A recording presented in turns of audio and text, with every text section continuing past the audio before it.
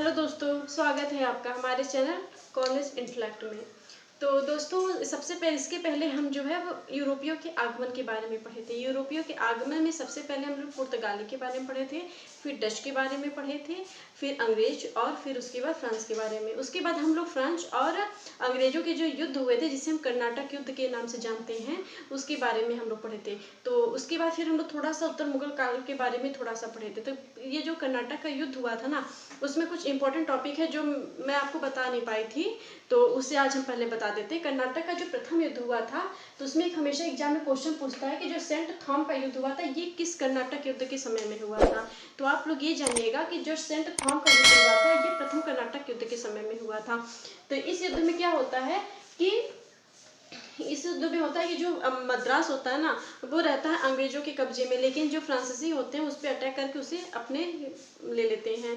तो इसी वजह से होता है प्रथम कर्नाटक युद्ध। और जब प्रथम कर्नाटक युद्ध होता है तो उसके बाद क्या होता है, उसी में सेंट थॉम का युद्ध होता है, जिसकी वजह से फिर उसमें जो ला सापेल की संधि होती है। और जब सेंट थॉमस का युद्ध होता है तो इसमें जो है जो मद्रास है वो फिर से अंग्रेजों को मिल जाता है, और यूएसए जो अमेरिका है, वहाँ के जो क्षेत्र अंग्रेजों के हाथ कब्जे में रहते हैं, उसे फ्रांस को दे दिया जाता है। तो इस तरह से प्रथम कर्नाटक युद्ध की समाप्ति होती है। और ये सेंट थॉम का युद्ध होता है प्रथम कर्नाटक युद्ध में ही होता है। और फिर दूसरा क्वेश्चन है अंबूर का युद्ध। ये जो अंबूर का युद्ध होता है, ये इंडिया में होता है। ये जो सेकंड कर्नाटक युद्ध होता है, जिसका मेन रीजन होता है भारत की आंतरिक कला। भारत की आंतरिक कला की वजह से सेकंड कर्नाटक युद्ध होता है, उसमें ये युद्ध होता है अंबूर का युद्ध। ये हमेशा क्वेश्चन पूछता है अंबूर का युद्ध किस कर्नाटक युद्ध के समय में हुआ था, तो वो हो जाता है सेकंड कर्नाटक युद्ध के बाद। और जो सबसे ज्यादा इंपॉर्टेंट है, ये उत्तर प्रदेश पीसीएस में, बिहार पीसीएस में आप जरूर इस क्वेश्चन को देखेंगे। क्वेश्चन पूछा वांडीवास का युद्ध, ये बहुत ही ज्यादा इंपॉर्टेंट है। तो जो वांडीवास का युद्ध है, ये 1760 ईस्वी में होता है। तो 1760 में वांडीवास का युद्ध होता है, ये तृतीय कर्नाटक युद्ध के समय में होता है। तो जो तृतीय कर्नाटक युद्ध हुआ था, वो सप्तवर्षीय युद्ध जो चल रहा था यूरोप में, उसकी वजह से हुआ था। और ये वांडीवास का युद्ध ही एक निर्णायक युद्ध होता है, जिसमें फ्रांसीसियों की पूरी तरीके से हार हो जाती है। और वो कुछ ही राज्य में, जैसे पांडिचेरी, जिसे हम इस समय पुडुचेरी के नाम से जाते हैं, वहाँ पे सिमट के रह जाते हैं। और बाकी जो भारत होता है, इस पे धीरे धीरे अंग्रेजों का अधिकार होते चला जाता है। तो ये चीज आप जरूर रिकॉल कर लीजिएगा। पहले सेंट थॉमस का युद्ध प्रथम कर्नाटक युद्ध के समय में, अंबूर का युद्ध सेकंड कर्नाटक युद्ध के समय में, वांडीवास का युद्ध 1760 ईस्वी में तृतीय कर्नाटक युद्ध के समय में हुआ था। और तृतीय कर्नाटक युद्ध ही एक निर्णायक युद्ध होता है। तो ये हो गया कर्नाटक युद्ध के बारे में। इसके बाद अब हम बात करने चल रहे हैं उत्तर मुगल काल के बारे में। तो उत्तर मुगल काल के बारे में सबसे, लेकिन उत्तर मुगल काल से पहले हम प्रारंभिक मुगल काल के बारे में जान लेते हैं। जब प्रारंभिक मुगल काल में सबसे पहले पानीपत का प्रथम युद्ध हुआ था, उसमें सबसे पहले जो मुगल वंश के संस्थापक हैं वो हैं बाबर। बाबर के बाद आते हैं हुमायूं, हुमायूं के बाद आते हैं अकबर, अकबर के बाद आते हैं जहांगीर, जहांगीर के बाद आते हैं शाहजहां, शाहजहां के बाद आते हैं औरंगजेब। और जब औरंगजेब की मृत्यु होती है 1707 ईस्वी में, 1707 ईस्वी में जो औरंगजेब की मृत्यु होती है ना, उसके बाद फिर से वहीं से स्टार्ट होता है, उसके बाद से स्टार्ट होता है उत्तर मुगल काल। तो ये जो प्रारंभिक मुगल काल के जो राजा होते हैं, जो बादशाह होते हैं, ये लोग बहुत ही ज्यादा पावरफुल होते हैं, ताकतवर होते हैं। लेकिन उसके बाद, लेकिन जो ये है ना औरंगजेब, ये बहुत ही ज्यादा असहिष्णु शासक था। ये एक ऐसे शासक थे जो, मतलब इनकी आप देखेंगे तो इनके जो है, जैसे धर्म को लेके, इन सब चीजों को लेके इनके में बहुत ही ज्यादा जो है ड्रामा हुआ था, जिसकी वजह से इनकी वजह से, जिसके बहुत ही अलोकप्रिय शासक उन्हें कहा जाता है औरंगजेब के। उसके बाद क्या होता है कि वहीं से फिर औरंगजेब की मृत्यु के बाद धीरे धीरे जो उत्तर मुगल काल में आते हैं ना, ये जो मुगल वंश रहता है ना, ये धीरे धीरे बहुत ही कमजोर हो जाता है। तो फिर हम स्टार्ट करते हैं उत्तर मुगल काल में बहादुर शाह फर्स्ट के बारे में। ये जो बहादुर शाह फर्स्ट है ना, ये औरंगजेब के पुत्र रहते हैं, और ये पूरे मुगल वंश के सबसे ज्यादा वृद्ध शासक, सबसे ज्यादा उम्र में जो शासक बनते हैं, वो है बहादुर शाह फर्स्ट। इनका समय होता है 1707 से 1712 तक। इनका मूल नाम जो है वो मुअज्जम था, लेकिन और इन्हें जो उपाधि मिली थी वो साहिब-ए-खबर की मिली थी। लेकिन इनके बारे में क्या होता है कि जब बहादुर शाह फर्स्ट शासक बनते हैं ना, तो इन्हें जो है उत्तराधिकार युद्ध लड़ना पड़ता है। तो ये दो उत्तराधिकार युद्ध लड़ते हैं, एक होता है जजायू का युद्ध, एक होता है बीजापुर का युद्ध। ये होते हैं, मतलब औरंगजेब के 3 पुत्र रहते हैं, एक तो बहादुर शाह हो गए, एक आजम हो गए, काम बख्श। बहादुर शाह नहीं, इनको कहेंगे मुअज्जम। एक हो गए आजम, एक हो गए काम बख्श। तो इन्हें जो है उत्तराधिकार युद्ध लड़ना पड़ता है। जजायू का युद्ध इन्हें आजम के साथ लड़ना पड़ता है, और बीजापुर का युद्ध इन्हें लड़ना पड़ता है काम बख्श के साथ। और इस युद्ध में ये क्या करते हैं, ये जीत जाते हैं। और जीतने के बाद जो है इन्हें जो है ये जो मुअज्जम रहते हैं जीत जाते हैं, फिर इन्हें उपाधि मिलती, फिर इसके बाद इनकी उपाधि मिलती है साहिब बेखबर की। और ये बहादुर शाह फर्स्ट के नाम से शासक बनते हैं। इनका समय होता है 1707 से 12 तक। ये बहुत ही सहिष्णु शासक होते हैं। ये ऐसे शासक होते हैं जो सबके साथ अच्छा रिलेशन रखते हैं। जैसे औरंगजेब का रिलेशन सबसे खराब हो जाता है धर्म की वजह से, और वो जो है जैसे लोग, जैसे उनके समय में जितने जो है संगीत होते थे, इन सब चीज़ों में बहुत पीछे हो जाते थे। और जब इनका समय आता है तो ये इन सब चीज़ों को और ऊपर कर देते हैं। तो क्या होता है, ये बहुत ही सहिष्णु शासक होते हैं। और ये सबसे ज़्यादा मुगल वंश के सबसे ज़्यादा वृद्ध शासक जो थे वो यही हैं बहादुर शाह। सबसे ज़्यादा उम्र होने के बाद मतलब वृद्धावस्था में ये गद्दी पे बैठते हैं। तो इनका समय होता है 1707 से 12 तक। उसके बाद फिर जब सेकंड नंबर के जो शासक बनते उत्तर मुगल काल में, उनका नाम है जहांदरा शाह। इनका समय होता है 1712 से 13। ये क्या होता है ना कि ये जो बहादुर शाह फर्स्ट, इनके जो सबसे कमजोर पुत्र रहते हैं वो होते हैं जहांदरा शाह। ये शासक बनते हैं। इनके भी योग्य भाई होते हैं जो शासक बन सकते थे। लेकिन क्या होता है ना कि जुल्फिकार रहते हैं ना, ये सहयोग करते हैं जहांदरा शाह का, जिसकी वजह से जहांदरा शाह शासक बनते हैं। और जहांदरा शाह जब शासक बनते हैं तो ये क्या करते हैं, जो जुल्फिकार है ना, इन्हें जो है वजीर की उपाधि दे देते हैं। और एक प्रकार से आप ये देखेंगे कि इनके समय में जो ये शासक तो जहांदरा शाह रहते हैं, लेकिन जो पूरा राजपाट का मेन होता है ना वो जुल्फिकार के हाथ में रहता है। ये प्रकार से इन्हें कठपुतली भी कह सकते हैं। मतलब सारा चीज ये देखते हैं। और ये जहांदरा शाह सबसे ज्यादा मुगल वंश के सबसे ज्यादा जो कमजोर शासक रहते हैं वो जहांदरा शाह ही रहते हैं। और जहांदरा शाह के बारे में बहुत फेमस है कि ये लाल कुबरी नामक की बेश्या थी, जिसके कारण ये बहुत ही ज्यादा चर्चा में थे। और सैयद बंधुओं द्वारा क्या होता है ना कि जहांदरा शाह की हत्या जो है सैयद बंधुओं द्वारा कर दी जाती है, जिसकी वजह से फर्रुखसियर को शासक बना दिया जाता है। और जहांदरा शाह को जो उपाधि मिलती है वो लंपट मूर्ख की उपाधि दी जाती है। तो ये हो गया जहाँ ये पूरे मुगल वंश के सबसे कमजोर शासक होते हैं। उसके बाद बात करते हैं हम फर्रुखसियर के बारे में। जो फर्रुखसियर है इनका समय होता है 1713 से 1719 तक। ये सैयद बंधुओं के सहयोग से जो है शासक बनते हैं। और जो सैयद बंधु हैं उसमें एक हो गए अब्दुल्ला खां, एक हो गए हुसैन खां।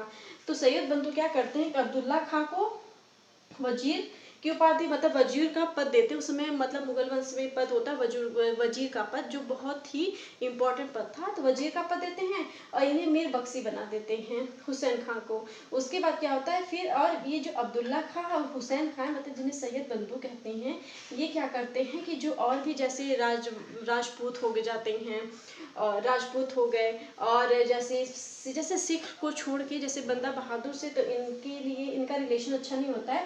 बाकी जो मराठा होते हैं उन सबसे इन लोगों का रिलेशन बहुत अच्छा हो जाता है। ये जो सैयद बंधु हैं सबसे अपना रिलेशन बहुत अच्छा कर लेते हैं। फिर ऐसे जैसे सैयद फर्रुखसियर के समय में ही जय सिंह जो रहते हैं उनकी सवाई की उपाधि दी जाती है। हमेशा एग्जाम में क्वेश्चन हमेशा बनता है कि जय सिंह को सवाई की उपाधि किसने दी थी, तो वो जाएगा फर्रुखसियर ने दी थी। फर्रुखसियर ने जय सिंह को जो है सवाई की उपाधि दी थी।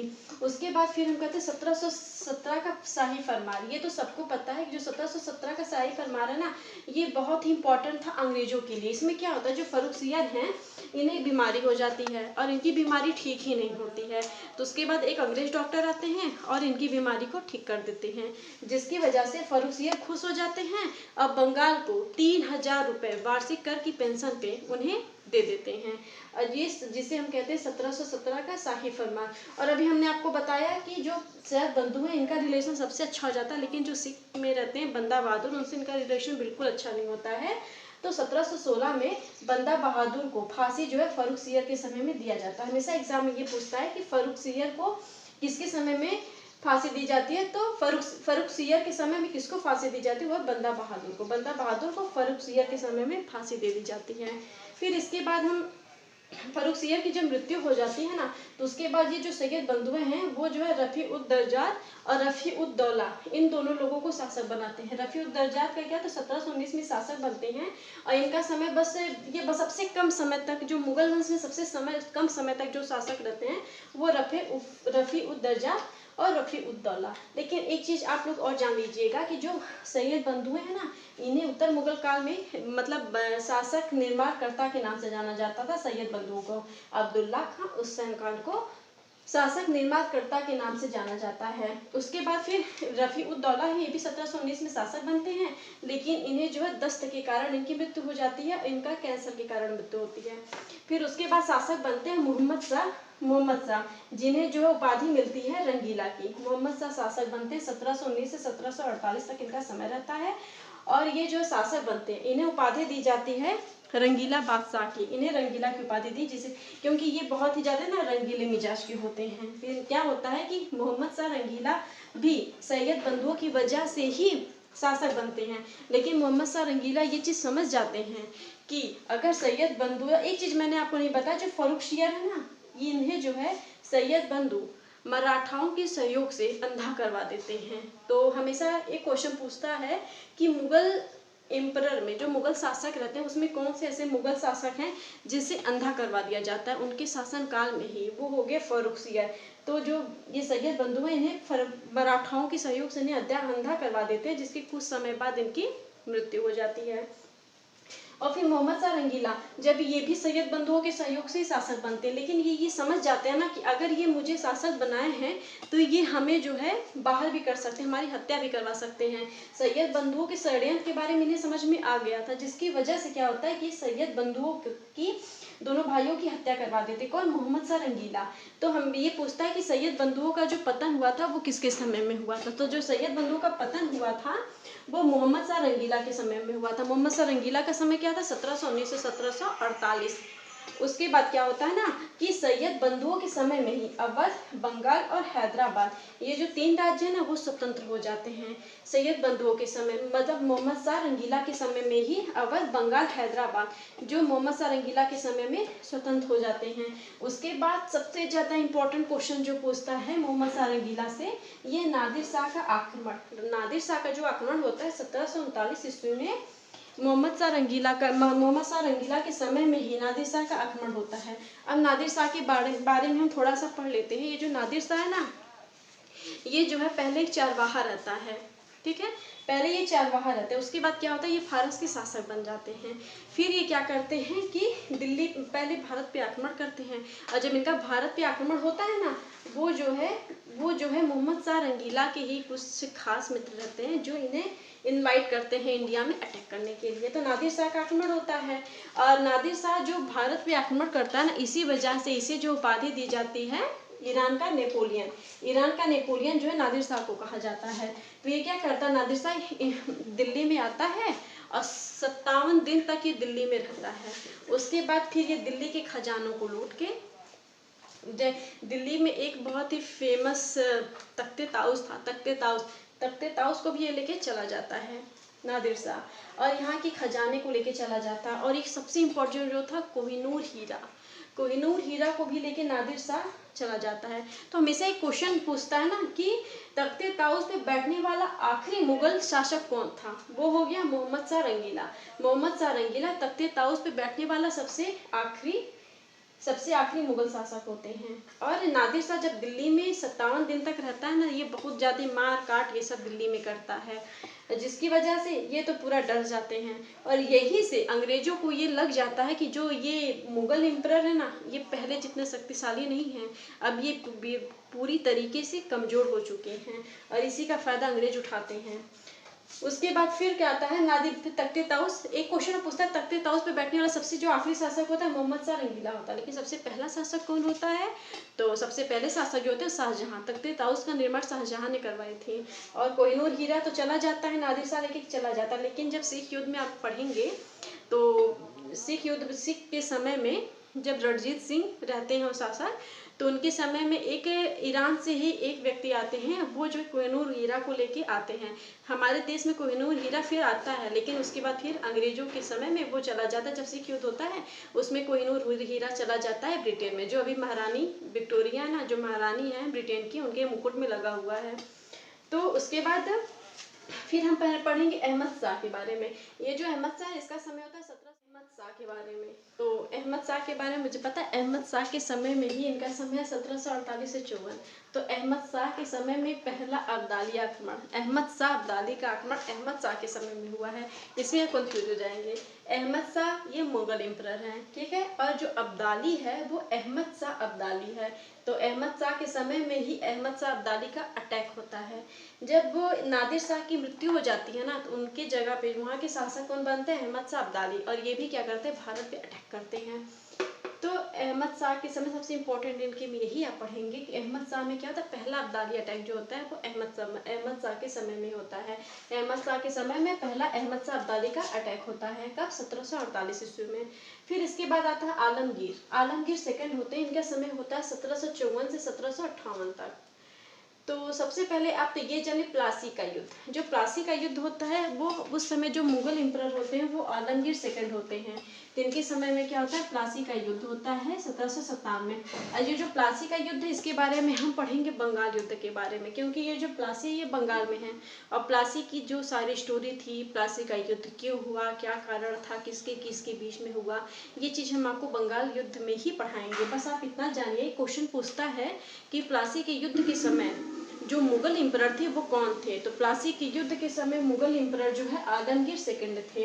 ये सबसे इम्पोर्टेंट है। और ये जो है आपकी पीसीएस में और उत्तर प्रदेश में एक सुपर टेट का एग्जाम होता है उसमें भी पूछ चुका है। तो प्लासी के युद्ध जो 1757 में हुआ था उसमें मुगल एम्परर कौन थे? आलमगीर सेकंड थे। इनका समय क्या था? 1754 से 58। इसके बाद है शाह आलम द्वितीय। शाह आलम द्वितीय के बारे में हम पढ़ेंगे। जो शाह आलम द्वितीय है ना, शाह आलम द्वितीय का समय है शाह आलम द्वितीय का समय 1759 से 1806। तो जो शाह आलम द्वितीय हैं इनके समय में सबसे रोचक बात ये जान लीजिए कि जब ये शासक बनते हैं ना, तो उस समय जो है मुगल एम्परर में दो शासक एक साथ बनते हैं। जैसे शाह आलम द्वितीय शासक बनते हैं, उसी समय बनते हैं शाहजहां तृतीय। ये भी जो है मतलब शाह आलम द्वितीय के समय में ये भी जो है शासक बनते हैं। तो एक समय ऐसा मुगल एम्परर में एक दौर ऐसा था जिसमें दो शासक बनते हैं। इसके पीछे एक रोचक कहानी है जो हम बताते हैं, लेकिन इसके पहले जो आपको उत्तर मुगल काल के बारे में थोड़ा सा हम इंट्रोडक्शन दिए थे उसमें मैंने ये चीज़ नहीं बताई थी, क्योंकि मुझे पता था मैं जब डीप में पढ़ाऊंगी तब मैं आपको ये चीज़ बताऊंगी। तो शाह आलम इसमें क्या होता है ना कि जब आलमगीर सेकंड की मतलब मृत्यु होती है तो उस समय जो शाह आलम द्वितीय होते हैं ये बिहार में रहते हैं और जो दिल्ली में शाहजहां तृतीय रहते हैं। तो जो शाह आलम द्वितीय हैं ये बिहार में रहते हैं, बिहार में खुद को क्या करते हैं? बादशाह घोषित कर देते हैं। और जो शाहजहां तृतीय हैं ये उसमें दिल्ली में रहते हैं, दिल्ली में खुद को राजा घोषित कर देते हैं। तो आप एक चीज़ नोटिस करिएगा यहाँ पे, ये जो है 1758 में की मृत्यु हो जाती है और 58 से 59 के समय शाहजहां तृतीय जो होते हैं ये शासक होते हैं। उसके बाद क्या होता है, जब ये बिहार से आते हैं इन दोनों लोगों में युद्ध होता है जिसमें शाह आलम सेकंड जो होते हैं ये विजयी होते हैं और ये क्या करते हैं? दिल्ली की गद्दी पे विराजमान हो जाते हैं। तो शाह आलम द्वितीय हो जाते हैं शासक। लेकिन इनके बारे में रोचक तथ्य है कि एक समय ऐसा मुगल वंश में आता है जिसमें दो शासक जो हैं एक साथ जो है बादशाह बनते हैं। फिर शाह आलम द्वितीय के समय में ही बक्सर का युद्ध होता है और पानीपत का तृतीय युद्ध होता है।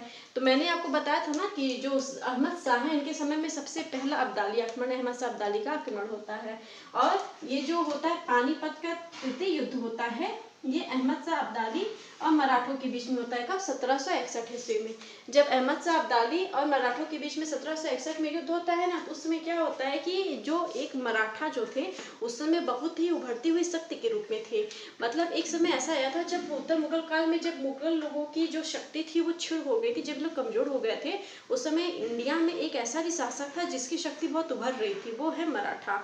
तो मराठा, लेकिन जब अब्दाली का आक्रमण होता है अब 1761 ईस्वी में जो है, जब पानीपत के तृतीय युद्ध में अब्दाली की जीत होती है, मराठा हार जाते हैं, वहीं से मराठा की जो शक्ति है ना वो क्षीण हो जाती है और वहां से ये डर इन लोगों में खत्म हो जाता है कि कभी जो है मुगल मतलब ये जो दिल्ली है इस पे मराठा का अधिकार होगा। लेकिन अगर यहाँ पे जीत गए होते तो शायद दिल्ली पे मराठों का अधिकार हो गया होता। वो भी एक ड्रीम, एक सपना बुन रहे थे कि वो भी जो है उनका अधिकार दिल्ली पे होगा।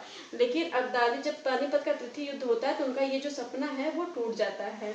तो उसके बाद एक चीज और, बक्सर का युद्ध जो होता है 1764 ईस्वी में, उस समय जो मुगल बादशाह रहते हैं वो भी शाह आलम सेकंड ही रहते हैं। तो हमेशा क्वेश्चन पूछता है कि बक्सर का जब सेकंड युद्ध होता था तो उसमें मुगल एम्परर कौन रहते हैं, तो वो है शाह आलम सेकंड।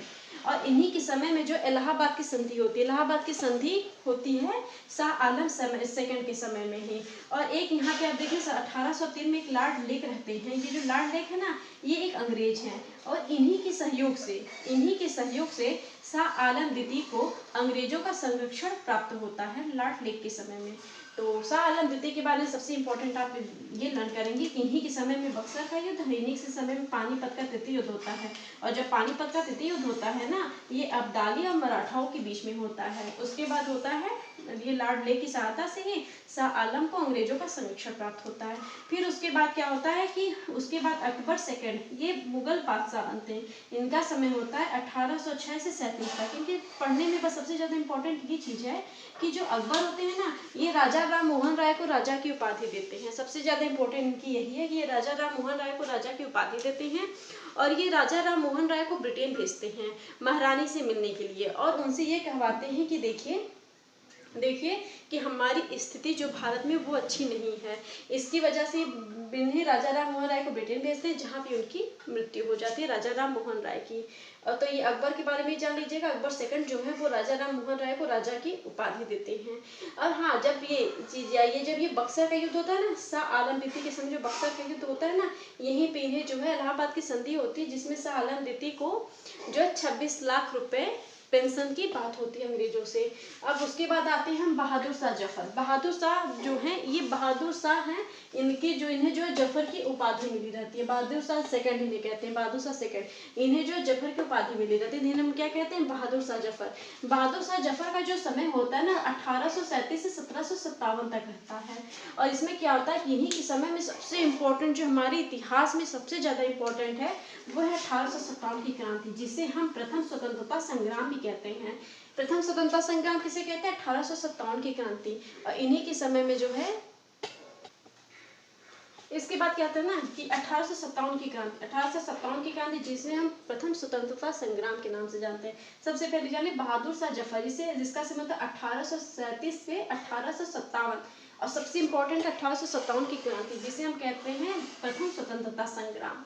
ये हमारे देश में ये बहुत ही इम्पोर्टेंट लड़ाई थी, जिसके बारे में हम आपको आगे पढ़ाएंगे। तो फिर क्या होता है ना कि 1757 की क्रांति होती है, जिसमें बहादुर शाह जफर के सामने इनके पुत्रों को गोली मार के हत्या कर दी जाती है अंग्रेजों के द्वारा। और बहादुर शाह जफर को रंगून भेज दिया जाता है। रंगून कहाँ है, इसमें म्यांमार में है। म्यांमार में रंगून था। और ठीक है, वो जो रंगून इन्हें भेज दिया जाता है बहादुर शाह जफर को। और जहाँ पे 1862 ईस्वी में इनकी मृत्यु हो जाती है। बहादुर शाह जफर के 1862 ईस्वी में रंगून में मृत्यु हो जाती है। और 1 नवंबर 1858 को महारानी विक्टोरिया, उस समय थी, महारानी थी, तो जो ब्रिटेन की महारानी थी, 1 नवंबर 1858 में ही महारानी द्वारा मुगल वंश का अंत मान लिया जाता है। तो ये है उत्तर मुगल काल। अब हम आपको उत्तर मुगल काल पूरा पढ़ा दिए हैं, एक बार रिकॉल करा देते हैं आपको। उत्तर मुगल काल में जो सबसे पहले शासक बनते हैं वो बहादुर शाह फर्स्ट होते हैं। उसके बाद जहांगीर शाह, जिन्हें क्या कहते हैं, लंपट मूर्ख, ये सबसे ही ज्यादा कमजोर शासक रहते हैं। उसके बाद फारूक सियर के बारे में जान लीजिएगा कि इन्हें जो है अंधा करवा दिया जाता है। उसके बाद इनकी मृत्यु हो जाती है। इन्हें क्या घृणित कायर कहते हैं, घृणित कायर, इन्हें उपाधि रहती है घृणित कायर की। उसके बाद फिर रफीउद्दर्जा और रफीउद्दौला, ये ऐसे मुगल शासक हैं जो बहुत कम समय तक शासक किए थे, मतलब 2-3 महीने 6 महीने ऐसे इनका था। उसके बाद मोहम्मद शाह रंगीला, इनके बारे में जान लीजिएगा। मोहम्मद शाह रंगीला के समय में नादिर शाह का आक्रमण हुआ था और तख्ते ताउस पे बैठने वाले सबसे आखिरी शासक मोहम्मद शाह रंगीला हैं, ठीक है। और यही से अंग्रेजों को पता चल जाता है कि मुगल वंश जो है ना, इसकी जड़ें जो है, इसकी जो नींव है, अब ये बहुत कमजोर हो चुकी है। उसके बाद फिर होते हैं अहमद शाह, इनके समय में पहला अब्दाली आक्रमण हुआ था। उसके बाद आलमगीर सेकंड, इनके समय में प्लासी का युद्ध हुआ था, ये बहुत इंपॉर्टेंट है। उसके बाद शाह आलम द्वितीय, इनके समय में बक्सर का युद्ध, पानीपत का तृतीय युद्ध और इलाहाबाद की संधि। उसके बाद इलाहाबाद की संधि शाह आलम द्वितीय के साथ ही हुई थी। उसके बाद फिर आता है अकबर सेकंड बनते हैं शासक। उसके बाद फिर बहादुर शाह जफर, जिनके समय में 1857 की क्रांति होती है। तो कैसी लगी है आपको जानकारी, जरूर बताइएगा और एक बार आप इससे अच्छे से लिख के पढ़ लीजिएगा। धन्यवाद।